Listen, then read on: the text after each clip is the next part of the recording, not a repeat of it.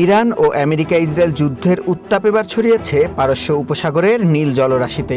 বিশ্বের মোট তেলের 1/5 যে পথ দিয়ে যায় সেই গুরুত্বপূর্ণ হরমুজ প্রণালী এখন রীতিমতো রণক্ষেত্রে পরিণত হয়েছে।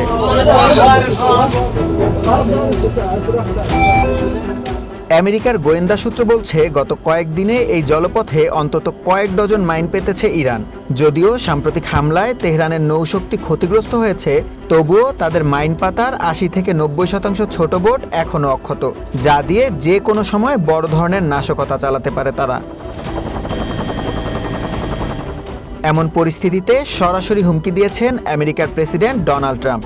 সামাজিক মাধ্যম ট্রুথ সোশ্যালে তিনি সাফ জানিয়ে দিয়েছেন, যদি মাইন পাতা হয়ে থাকে তবে তা এখনই সরাতে হবে, অন্যথায় ইরানকে এমন সামরিক শিক্ষা দেওয়া হবে যা আগে কেউ দেখেনি।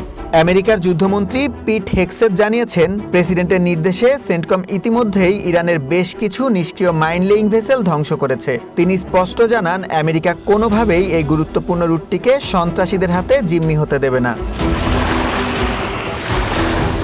এই সংকটে সবচেয়ে বেশি ঝুঁকিতে পড়েছে বিশ্ব অর্থনীতি। প্রতিদিন প্রায় 15 বিলিয়ন ব্যারেল তেল এখন এই প্রণালীতে আটকা পড়ে আছে।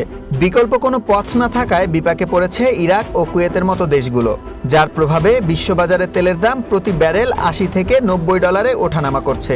সরবরাহ স্বাভাবিক রাখতে G7ভুক্ত দেশগুলো জরুরি মজুদ থেকে তেল ছাড়ার ইঙ্গিত দিলেও শঙ্কা কাটছে না। সব মিলিয়ে হরমুজ প্রণালী এখন এক রণক্ষেত্রে পরিণত হয়েছে।